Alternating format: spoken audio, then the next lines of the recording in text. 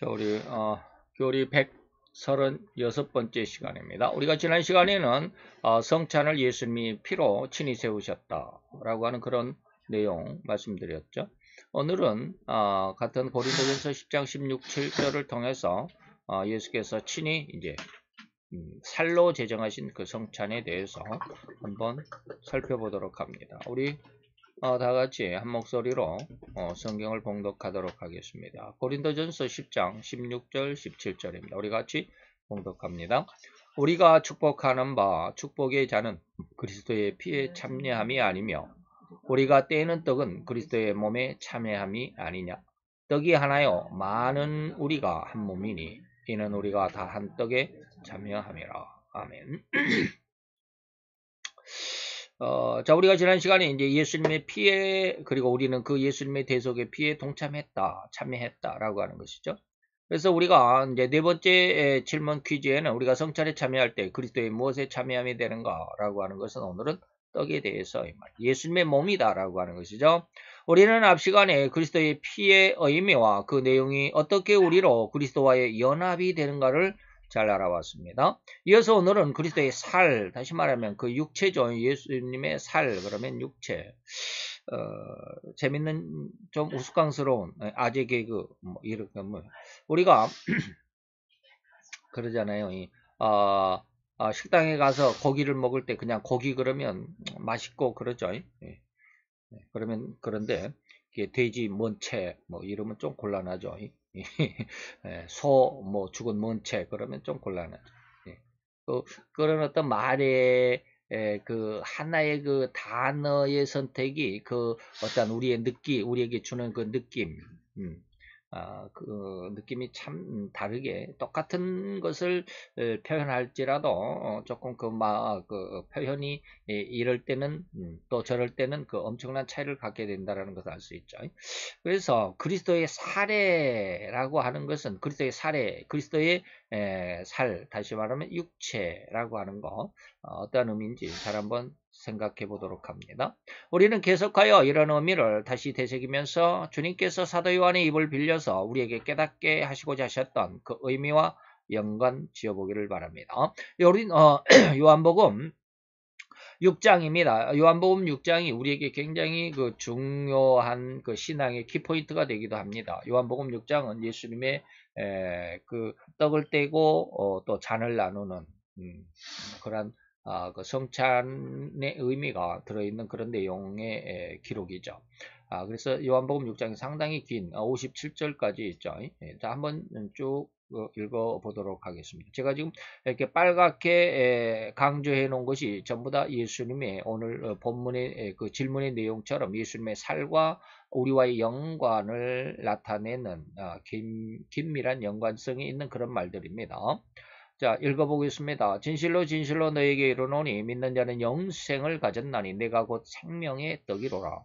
너희 조상들은 광야에서 만나를 먹었어도 죽었거니와 이는 하늘로서 내려온 떡이니 사람으로 하여금 먹고 죽지 아니하게 하는 것이니라. 나는 하늘로서 내려온 산떡이니 사람이 이 떡을 먹으면 영생하리라. 나의 줄 떡은 곧 세상의 생명을 위한 내 살이로라 하시니라. 이러므로 유대인들이 서로 다투어 가로되 이 사람이 어찌 능히 제 살을 우리에게 주어 먹게 하겠느냐. 예수께서 이르시되 내가 진실로 진실로 너에게 이르노니 인자의 살을 먹지 아니하고 인자의 피를 마시지 아니하면 너희 속에 생명이 없느니라. 내 살을 먹고 내 피를 마신 자는 영생을 가졌고 마지막 날에 내가 그를 다시 살리리니 내 살은 참된 양식이요 내 피는 참된 음료로라. 내 살을 먹고 내 피를 마시는 자는 내 안에 거하고 나도 그 안에 거하노니 살아계신 아버지께서 나를 보내시며 내가 아버지로 인하여 사는 것 같이 나를 먹는 그 사람도 나로 인하여 살리라 라고 했습니다. 자, 예수님께서 계속해서 47절에서 57절까지 긴 성경 구절을 통해서 예수님의 떡에 대해서 굉장히 깊이 이야기하십니다. 그리고 이것은 뭐다? 내가 너희를 위하여 주는 뭐다? 참된 양식이다. 먹을 음식이다. 이 말입니다. 우리가 지난 시간에는 피는 뭐라고요? 내 피는 뭐다? 참된 음료다. 라고 이렇게 말했죠. 우리가 지난 시간에 봤던 것은 피는 참된 음료다. 우리가 밥을 먹으면 물을 마시는 것처럼 말이죠. 밥과 물은 어떻게 보면 우리 인간이 살아가는데 뗄 수 없는 아주 중요한 우리 생명을 유지하고 보존하는 아주 중요한 요소이죠. 자, 그런 것처럼 예수님의 살은 우리에게 양식이 되고 밥이 되고 이 말이죠. 예수님의 피는 우리에게 음료다. 다시 말해 우리에게 물이 된다. 이런 뜻이죠. 자, 이 말씀 안에서 우리 주님 예수 그리스도는 사도 바울의 입을 빌려서 우리 성도들을 깨닫도록 간절한 마음이 있었는데 그것은 뭐냐면 예수 그리스도의 살에 동참한다. 살에 동참한다. 예수님의 육체에 말이죠. 동참한다. 그래서 영원한 생명을 얻도록 하시겠다라고 하는 그런 의미를 오늘 요한복음 6장에서 우리에게 알려주고 있다는 것이죠. 그래서 내 살을 먹어야만 한다. 그리고 내 살은 참된 양식이다. 그리고 이것을 먹는 자는 영원한 생명을 얻는다. 라고 하신 그 의미를 성도가 된 자는 반드시 그 의미가 무엇인 줄 알아야 되죠. 이걸 잘 모르면 유대인들처럼 이렇게 이야기하죠. 유대인들이 서로 다투어 가로되 이 사람이 어떻게 능히 제 살을 우리에게 주어서 먹게 하겠냐. 뭐 이러한 이게 말이 안 되지. 예수님 자기 살을 먹으라고 우리보다 그러면 지 살을 뜯어 먹으라는겨? 뭐 이러한 엉뚱한 해석이 나올 수밖에 없죠. 그래서 정확하게 성도가 된 자들은 반드시 알아야만 되죠. 예수를 먹는 자는 영원한 생명을 얻는다라고 하는 이 의미를 알아야만 하는 것이죠. 이 의미를 정확하게 깨닫지 못한다면 아마도 수없이 많은 사람, 지금 그 순간 예수님의 이 말씀을 직접 자신의 귀로 듣고 있는 사람들처럼 유대인들처럼 말이죠. 도저히 이해도 할 수 없고 마음과 믿음에 수용되지도 될 수도 없는 그런 상황에서 어이없는 절대로 엉뚱한 자신들의 소견만을 드러낼 수밖에 없을 것입니다. 바로 그렇죠. 52절에 방금 말씀드렸던 것처럼. 이러므로 유대인들이 서로 다투어 서로 그냥 자기 주장이 옳다라고 내 생각이 옳다. 다들 잘 모르면서 말이죠. 잘 모르면서 엉뚱한 것을 가지고 서로 그냥 주장을 하며 서로 그냥 언성을 높이고 내 것이 맞아. 내 말이 맞아. 너희 둘 다 틀렸어. 그래도 모릅니다. 자기 주장이 옳다라고 하는 것이죠. 신앙에 대해서도 이것이 눈에 보인다거나 어떤 그 확정적인 어떤 뭡니까 이 학문처럼 1 플러스 1은 2다라고 하는 정확하게 딱딱 답이 나온 그런 것이 아닙니다. 믿음이라고 하는 것은 그런 것이 아니기 때문에 성경에 대해서도 혹자들은 그러잖아요.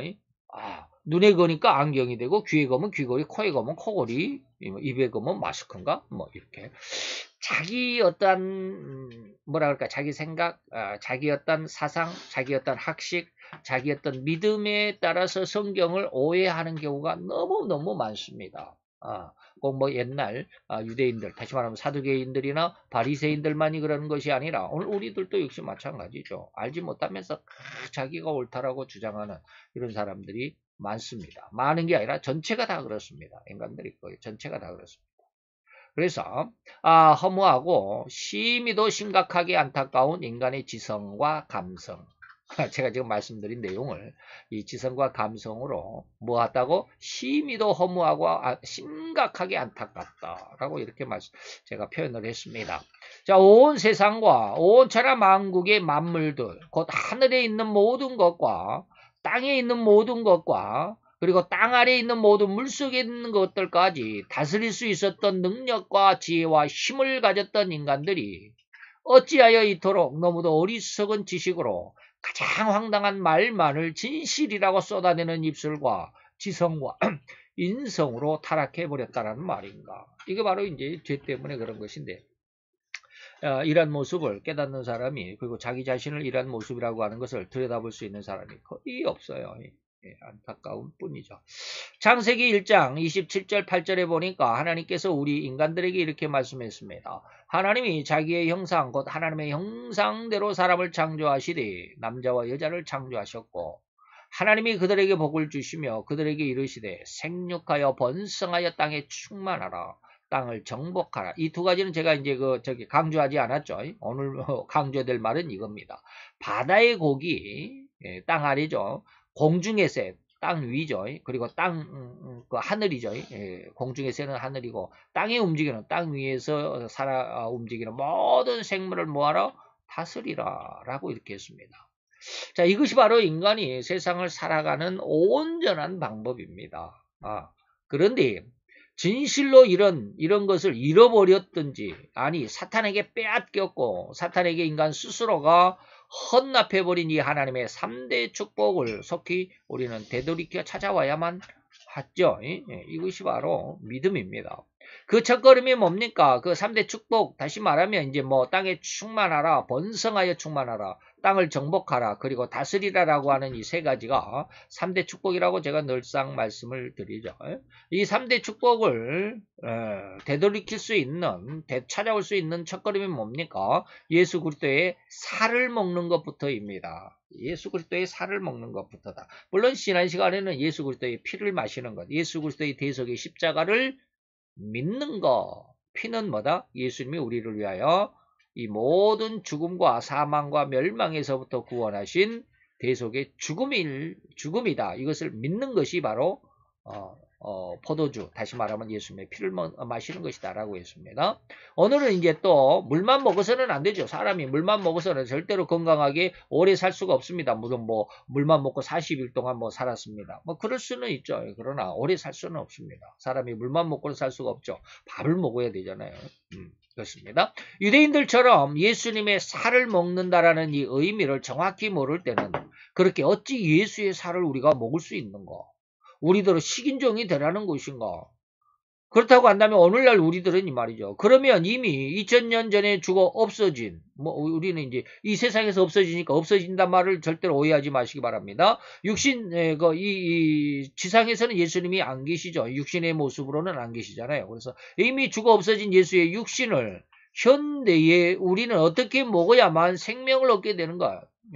예수님이 우리 앞에 있지도 않는데, 우리나라 사람도 아닌데, 또 예수님이 뭐 아무리, 비대하고 살이 많아가지고 많은 사람이 먹을 수 있다 할지라도 우리나라 사람들에게까지 뭐 자기 살을 조금이나 나눠줄 수 있겠습니까? 이게 잘 모르면 그 살, 진짜 그 문자 그대로 예수님의 살덩어리를 하나씩, 한 조각씩 먹으려고 그래서는 안 된다 이 말입니다. 이렇게 이러는 너무도 황당한 반문만을 쏟아낼 뿐이란 말입니다. 뭐 한다면 이 의미를 정확히 모를 때는 이 말이에요.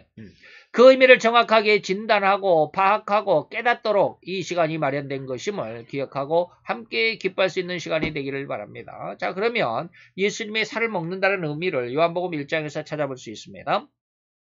태초에 말씀이 계시니라. 이 태초는 두 가지로 해석할 수 있습니다. 이 태초를 창세기 1장 1절이라고 말할 수도 있습니다. 창세기 1장 1절 태초에 하나님이 천지를 창조하시니라. 근데 그 말씀 그때 그가 태초에 하나님과 함께 계셨고 만물이 그로 말미암아 그 말씀으로 말미암아 세상이 지은 바 되었다. 그러니까 창세기 1장 1절이라고 말할 수도 있습니다. 그런데 또 다른 하나의 의미로 이 태초는 하나님의 시간 태초입니다. 그러니까 창세기 1장 1절 이전에 하나님이 언제부터 계셨다. 영원 전부터 계셨던 그 하나님의 시작은 없죠. 이미 계셨어요. 그런데 인간의 표현으로 그때를 태초, 하나님의 계신 그 태초라고 말할 수 있습니다. 그러니까 하나님이 세상이 아니죠. 그냥 하나님이 계실 때 그때 성자 예수도 같이 계셨다 이 말입니다.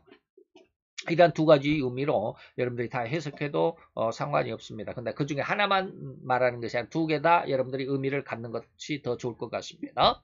태초의 말씀이라는 그 어떤 인격체입니다. 이 말씀은 인격체입니다. 우리는 우리 말의 인격은 아니죠. 우리가 지금 제가 말하는 이것이 인격이었다고 한다면 내가 말하는 대로 이 말이 전부 다 살아 움직여야 됩니다. 근데 우리 말이 살아 움직이지 않죠. 쉽게 말하면 내가 앞에 인형이 하나 생겨라. 그럼 인형이 딱 생겨야 됩니다. 이것이 뭐예요? 말에 인격이 있을 때 이 말입니다. 능력이 있을 때 이 말입니다. 근데 우리 말에는 그저 우리의 어떤 생각과 지식을 토해내는 표현 방식일 뿐이지 여기에 인격이라는 것이 우리 말 속에는 들어있지 않습니다. 우리 마음 자체, 우리 전체 자체가 인격이라고 그러죠. 인격이라는 것을 우리는 뭐냐? 지정의, 우리의 지식과 우리의 감정과 우리의 의지를 종합해서 우리는 인격이라고 말하지 말 자체만 가지고는 인격이라고는 하지 않습니다. 그러나 하나님은 이 말씀 자체만으로 인격입니다. 이건 뭐 쉽게 말하면 신성입니다. 신의 성품이죠. 그래서 이 말씀이 하나님과 함께 계셨으니 이 말씀이 곧 하나님이시다. 말씀이 하나님이래요. 그러니까 말씀 하나님이다. 그러니까 예수를 하나님이 아니라고 부인하는 어떤 종교 집단들이 있죠. 그 여호와 증인들. 뭐 이런 사람들은 요한복음을 잘 읽어봐야 합니다. 첫 1, 2절부터 말이죠. 그런데 그가 다시 말하면 이 말씀이 하나님이셨다. 다시 말하면 곧 하나님이셨다 그러잖아요. 이 말씀이 곧 하나님이셨다. 근데 그가 그 말씀이 태초에 하나님과 함께 있었다. 하나님이 계실 때 말씀도 같이 있었습니다. 그리고 만물이 온 우주 만물이 그로 말미암아 누구로 말미암아? 이 말씀으로 말미암아. 그렇죠? 창세기 1장에 보니까 하나님이 빛이 있으라. 이게 뭐예요? 말이잖아요. 말. 빛이 있으라. 하나님이 어떤 하나님이? 삼위 하나님이. 쉽게 말하면 성부 하나님이. 빛이 있으라. 이건 누구요? 말이잖아요. 이 말씀이잖아요. 말씀 하나님 빛이 있으라. 그러니까 그대로 되니라. 빛이 있은지라. 이건 누구요? 성령 하나님이잖아요. 능력이잖아요. 빛이 그대로 나타나게 된다. 이 성령 하나님이에요. 네. 이해가 됩니까? 이 말 지금 제가 처음 드리는 거거든요. 제 설교 속에서 이 말을 처음 드리는 거예요. 네. 이건 지금 오래전부터 제가 이제 성경을 공부할 때부터 배웠는데 이 말씀을 제가 설교에서는 많이 아니라 한 번도 인용해 본 적이 없어요. 근데 지금 처음 말씀드립니다. 창세기 1장 1절에 하나님이 천지를 창조하시니라 했을 때 빛이 있으라 하심에 빛이 있은지라. 이거 뭐예요? 하나님이 성부 하나님이 빛이 있으라. 이거 뭐예요? 성자 예수님. 이 말씀 하나님이요. 이 말씀이 빛이 있으라. 이것은 뭐예요? 말이잖아요. 말씀 하나님이잖아요. 그리고 성령 하나님 뭐라고 했어요? 능력이잖아요. 그대로 되는 거예요. 그래서 빛이 있은지라. 그대로 됐다. 이 말이에요. 그래서 말씀이 인격이라는 말. 그래서 그것이 그대로 된다. 그대로 시행된다라는 말. 아까 제가 했잖아요. 쉽게 말하면 내 앞에 인형이 있어라 그러면 그대로 되죠. 앞에 통닭이 있어라 그러면 그대로 돼. 좀 말이 좀 이상하네. 통닭이 있어라. 제가 언젠가 한번 제 아들의 친구의 아버님하고 이렇게 만나서 한번 이야기를 한 적이 있어요. 그래서 믿음에 대해서 제가 어떻게 이 말씀을 드렸냐면 성경은 도깨비 방망보다 더 좋습니다. 이런 말을 한 적이 있거든요. 우리가 뭐 동화에서 그런 거 잘 아시죠? 도깨비 방망이로 뭐 저기 뭐야 치킨 한 마리 나와라고 뚝딱 하니까 치킨이 팍 나오고 뭐 금 나와라 뚝딱 하니까 금이 팍 나오고 막 그러잖아요. 근데 성경은 그보다 더 좋은 것이다. 더한 것이다. 다시 말하면 우리 말이 진짜로 우리가 영성인이 된다. 우리 말이 곧 그것이 인격이 되고 그것이 곧 능력이 되어가지고 그것이 곧 그 사실이 현실이 되고 사건이 되는 것입니다. 그래서 그 성령의 은혜를 받은 사람들은 함부로 말을 해서는 안 돼요. 왜? 그것이 곧 사실이 돼버리고 현실이 돼버리니까. 그래서 하나님이 그러시잖아요. 너희가 이 세상에서 매매 하늘에서도 매고 이 세상에서 풀면 하늘에서도 풀린다. 다시 말하면 우리가 저 사람 아이고 저거 안 되겠네라고 말해버리면 그 사람은 절대로 안 됩니다. 그러니까 예수 믿는 사람들 여러분들 절대로 욕하면 안 됩니다. 거역하면 안 됩니다. 제가 오전에 그런 말씀 드렸잖아요. 어느 배구단의 그 감독을 그렇게 아주 그 성토를 해가지고 쫓아낸 그 주장. 지금은 이름도 없이 그냥 어떻게 살아가는지도 모른다. 소식도 없다라고 이렇게 말씀을 드렸잖아요. 곤란합니다. 예수 믿는 사람들 자꾸 건드리고 거역하게 되면 곤란합니다. 물론 제 이야기를 해서 좀 그렇지만 저를 힘들게 한 사람들 지금 뭐 다는 그렇다라고 제가 말씀드릴 수는 없지만 몇 사람이 지금 굉장히 힘들게 살아가는 사람들도 있습니다.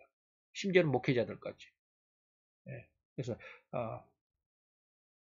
내가 무슨 뭐 하나님의 큰 능력을 받고 뭐 보호를 받는 뭐 그럴 수도 있겠지만 전적으로 그렇다고 말할 수는 또 없지만 저를 많이 힘들게 한 사람들이 상당히 어려움 속에 살아가는 분들이 종종 있습니다.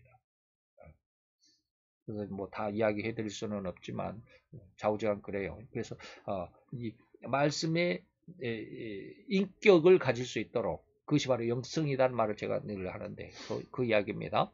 그래서 그가 태초에 하나님과 함께 계셨고 만물이 그로 그 말씀 하나님 예수로 말미암아 지음받은 온 우주가 말씀으로 지어졌다. 창세기 1장에 보니까 전부 하나님이 말씀으로 지었죠. 빛이 있어라 하늘에 궁창이 있어라 뭐 물이 있어라 뭐 그 다음에 뭐 생물이 나타나라 씨 맺는 채소를 뭐 풀 뭐 그 다음에 하늘에 나는 각종 새들은 나타나라 전부 다 말씀이잖아요. 그렇습니다.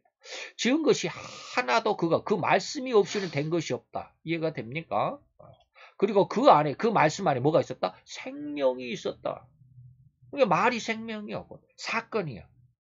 무슨 말인지 이해가 되죠? 아까 제가 인격이라는 말을 썼습니다. 하나님의 이 말씀 안에는 인격이 있다. 곧 능력이 되고 그것이 현실이 되고 사실이 되는 것이다. 이런 말씀을 드렸습니다. 그래서 그 말 안에, 그 말 안에는 생명이 있었으니 이것이 사람들의 빛이었더라. 라고 하는 겁니다. 여기 우리가 증거를 받는 이 구절에서 태초에 여호와 하나님과 함께 말씀이 있었는데 이 말씀이 하나님이시고 또한 그 말씀 안에 생명이 있었고 그 생명은 또한 인간의 빛이었다라고 증거를 받습니다. 1절부터 4절까지 내용이 그거였죠.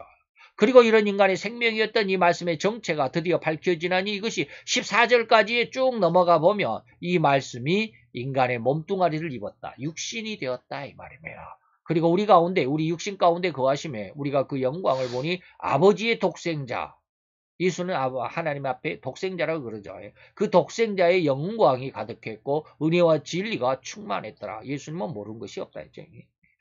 자, 곧 그 말씀이신 하나님께서 친히 인간의 살을 입었다. 무슨 말인지 인간의 살을 입었단 말이 이해가 안 됩니까? 인간의 육신을 입으셨다. 그래서 말씀이 육신이 되었다. 될 성자입니다. 한문으로 표현하면 될 성자. 육신이 되었다. 성육신. 이루었다 이 말입니다. 됐다 이 말입니다. 성육신했다. 그래서 인간의 하나님이 친히 인간의 살을 다시 말하면 육신을 입으시고 인간처럼 살았다 이 말입니다. 우리 인간 세상에 오심으로 인간의 삶을 우리와 똑같이 함께 사셨다라고 강력하게 그리고 가장 확실하게 증거하고 있습니다. 요한복음 1장 1절로 14절까지 내용입니다. 그래서 이 모든 말씀을 잘 조합하고 심사숙고하여 묵성하여 본다면 다음과 같은 결론을 낼 수 있을 것입니다. 즉 여호와 하나님의 말씀은 니꼬르죠. 니콜. 하나님이다. 하나님의 말씀은 하나님이다. 이 하나님은 생명이다. 그리고 이 생명은 또한 사람들의 빛이다. 그런데 이 생명, 사람들의 빛이 인간의 몸을 입었다라고 하는 겁니다. 이것을 인간의 몸을 입었다라는 것을 우리는 뭐라고 해요? 성육신이라고 그랬다. 성육신이란 말로 한마디로 그렇게 이제 한 단어로 한자로 이렇게 표현했다 이 말입니다. 우리 인간의 연약함을 채울하신 분이다. 뭐 때로는 예수님이 슬퍼서 눈물도 흘리시고 피곤해서 잠을 자시기도 하시고 그렇죠. 그래서 너무 피곤해서 털썩 주저앉기도 하시고 말이죠. 뭐 이런 내용들이 성경 안에 곳곳에 기록이 되어 있습니다. 이것이 바로 누구다? 예수 그리스도시다라는 결론을 얻을 수가 있죠. 그래서 히브리서 4장 15절에 보니까 우리에게 있는 대제사장이 예수 그리스도인데 우리에게 있는 대제사장은 우리의 연약함을 인간의 연약함, 인간의 희노애락, 애오욕 이걸 뭐 우리는 흔히 한문으로 인간의 그 칠정이라고 그러죠. 칠정 7가지의 감정, 희노애락, 애오욕 이걸 말합니다. 근데 애자가 2개 들어간지 여러분 방금 좀 기억을 하십니까? 희노애락, 그 다음에 애오욕, 애자입니다. 근데 이 애자는 뭘까요? 희노, 기쁠 희자, 노할 노자, 애락은 사랑의 자입니다. 그 다음에 즐거울 날자, 즐거울 낙자. 그 다음에 그 5번째 나오는 애는 뭐예요? 이건 분노할 때, 아니죠. 이건 애끌 때, 슬플 때, 슬플 애자입니다. 슬픔, 애간장이 끓는다, 이 말이에요. 끊어진다, 그럴 때, 애자, 슬플 애자. 애라는 것은 우리 이자를 말합니다. 뭐, 돈 빌려주고 이자가 아니라, 이 12지장 옆에 이자가 있죠. 그걸 말합니다. 그게 끊어지도록 슬퍼한다. 오는 이것이 바로 증오할 때 분노 오자입니다. 요건 욕심. 그렇습니다. 그래서 인간이 그 7가지의 감정을 말하는데 그 인간의 7가지의 감정을 예수님이 다 체휼하시죠. 글쎄요.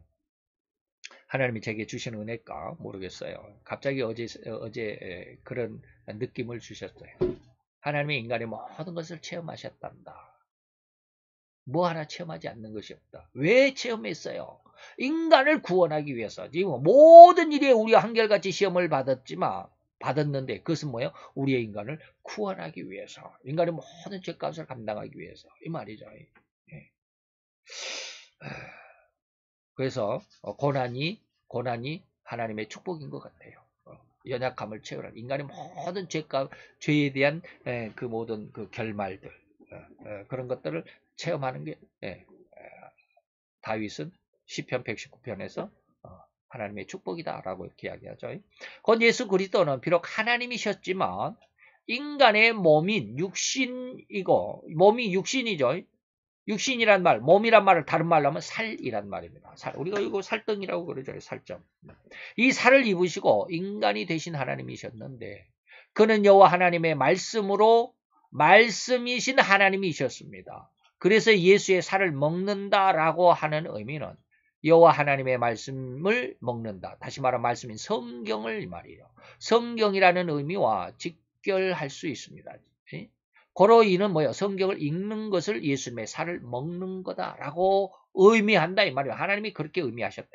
그렇다고 한다면 더욱 성경을 많이 읽어서 우리의 영적인 생명의 건강함과 강인함을 더욱 채워야만 할 뿐이다. 그래서 여호와 하나님은 모세를 통해서 여호수아에게 강력하게 요구하고 명령을 했습니다. 그래서 여호수아 1장 7절로 8절. 모세가 자기 후계자 여호수아에게 말합니다. 오직 너는 마음을 강하게 하고 극히 담대해라. 이거 이 말이 아니네. 여호와 하나님이 여호수아에게 말합니다. 여호와 하나님이 여호수아에게 직접 말합니다.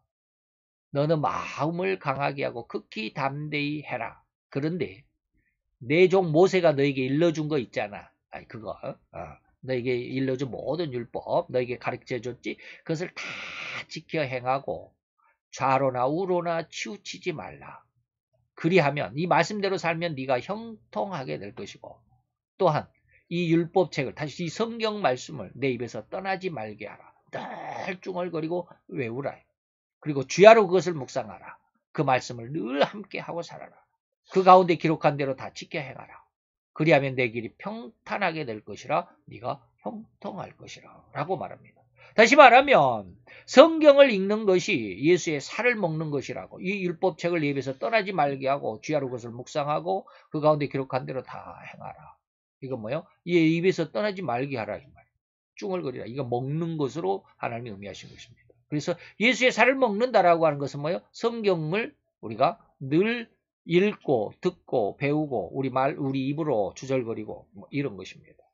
예수의 살을 먹는 것이라는 이 사실을 이렇게 쉽게 결론을 낼 수 있습니다. 그래서 성도는 영원한 생명의 양식은 성경을 많이 읽어야 합니다. 그것도 더욱 많이 읽어야 합니다. 결론적으로 이런 읽어야만 한다는 이 결론에서 절대 벗어나지 않기를 바라고 날마다 성경 말씀을 읽고 외우는데 노력과 열심에 더욱 경주하시기를 바랍니다. 그래서 성경을 읽는 것이 뭐다? 우리 예수님의 살을 먹는 거고 이것이 우리에게 영원한 양식이 된다. 그래서 여러분들이 글쎄요.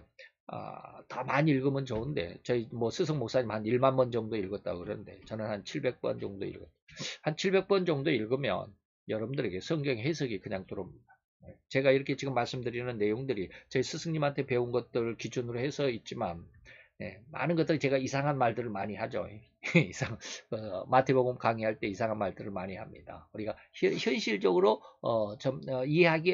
이해할 수도 없는 또 이해하기 힘든 그런 이야기들을 좀 합니다. 그런 것들은 뭐예요? 하나님이 제게 알려주신 것들을 여러분들에게 말씀을 드리는 것들입니다. 이런 것들을 볼 때, 근데 이런 하나님이 알려주신다 할 때 인간의 어떤 삶에 있어서 윤리와 도덕 그리고 사람들이 서로 이거 뭡니까 이거 인과관계 속에서 살아가는 사회생활 하는데 불편함이 없어야 됩니다. 불편함이 없다라는 것은 뭐예요? 사회생활에 전혀 지장이 없도록. 근데 불편함이 있다라는 것은 뭐예요? 사회생활을 못하는 거. 그러니까 자기 온고집대로 살아가는 거예요. 내가 하나님께서 나에게 이렇게 했어라고 이렇게 다 하나님의 말씀을 들었다라고 그것으로 그냥 끌고 나가버리면 이건 사회생활을 못하면 다른 사람들과 조화를 이루지를 못합니다. 근데 하나님은 절대로 다른 사람과 조화를 이루지 못하는 그러한 해석으로는 절대로 우리에게 은혜를 주시지는 않습니다. 그러니까 밥을 먹지 말아라. 그렇다고 해서 밥을 안 먹고 맨날 날마다 물만 마시면 예수님이 우리의 음료니까 이 물을 먹어야 영원한 생명이니까라고 물만 먹으면 안 된다. 떡도 먹어야죠.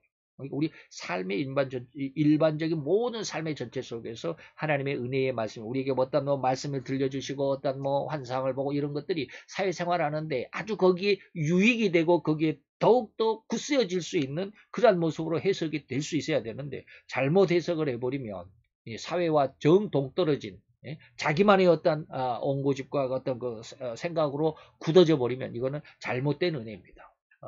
그렇기 때문에 굉장히 조심해야 되죠. 그래서 성경을 읽는 것이 아주 중요합니다. 왜? 성경은 하나님의 말씀이고 하나님의 마음이기 때문에 잘못되는 것이 없어요. 왜? 전지전능하신 하나님이 처음부터 끝까지 다 하시니까. 그래서 저희 요즘에 하나님 앞에 많이 기도합니다. 하나님 저를 부르실 때 분명히 다윗처럼 쓸 것이라고 하셨는데 다윗처럼 어떻게 쓸 것입니까? 그 말씀이 이제 뭐 없어진 것입니까? 한 3일 전에 이틀 전인가 그렇게 기도를 했어요. 갑자기 그런 기도가 나오더라고요. 하나님은 약속을 어기시는 분이 아니시다. 변함이 없으신 분이에요. 그렇기 때문에 하나님이 말씀하셨다면 그것을 이루는데 우리가 힘들고 어렵고 그 과정이 너무나도 조급할 뿐이지 하나님은 그대로 하실 것이다. 왜? 내 말은 1.1이라도 이루어지지 않는 것이 없기 때문이다. 내 입에서 나간 말은 결코 열매 없이 되돌아오지 않는다. 반드시 이룬다. 라는 말씀이 이사야서에도 있습니다. 41장에 이 말씀들을 쭉 주시더라고요. 그래서 하나님이 하실 것인데 꼭 어려워도 힘들어도 잘 참고 성경 말씀 속에 우리의 신앙에 그리고 우리의 삶의 중심에 뿌리를 내릴 수 있는 신앙으로 잘 성장하시기를 바랍니다. 기도합시다. 할렐루야. 주님, 오늘도 여호와의 은혜와 영광의 빛이 우리 가운데 있어 하나님의 말씀과 함께 할 수 있도록 이 시간 허락하여 주심에 감사를 드립니다. 주님 역사하시고 내를 도와서 주의 영광 가운데 이르게 하시고 내 하나님과 온전한 교제 속에서 더욱더 하나님의 말씀에 깊은 신앙에 그리고 우리의 삶의 뿌리를 내리고 거기에서 하나님의 영광의 열매들로 풍성하게 맺히는 귀한 하나님의 아들로 딸로 귀한 성도들로 자랄 수 있도록 주님 역사하시고 내를 도와야 주옵소서. 오늘도 주님의 귀한 은혜와 은총의 역사가 우리와 함께 하시고 또 우리로 인도하실 것을 믿고 감사를 드리며 예수 그리스도의 이름으로 기도하였사옵나이다. 아멘.